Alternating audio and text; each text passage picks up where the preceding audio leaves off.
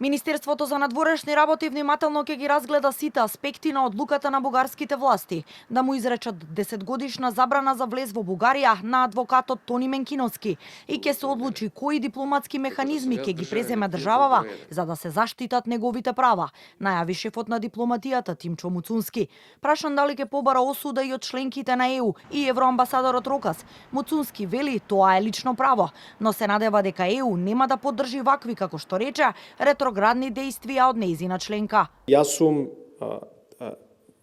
многу загрижен од ова што примарно го гледам, бидејќи сум негативно изненаден како една земја членка на Европската унија се однесува кон еден наш граѓанин кој што имал една и единствена цел, а тоа е да штити права на група граѓани пред европските институции.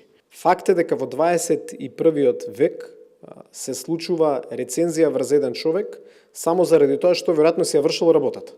Тој е адвокат, така. И не сакам да верувам дека Европската унија, која што посакуваме да станеме полноправна членка, ќе застане на страната на едни вакви ретроградни действија и механизми кои што доаѓаат од нашиот сосед. И Муцунски, како и премиерот Мицкоски вчера, најави средба со Менкиновски за детално да се информираат за случајот, а адвокатот во меѓувреме ја почна и правната битка за да ја оспори одлуката на бугарските власти. Во изјава за Канал 5 Менкиновски вели дека ќе ги искористи сите правни и институционални механизми што ги има на располагање, со оглед дека тоа е и правен застапник пред судот во Страсбур на македонците во Бугарија. Она што го планирам, значи и веќе се подготвува и е пуштено, е за дописи до сите релевантни македонски институции, но и меѓународни институции во врска со ваквата одлука на владата на Република Бугарија.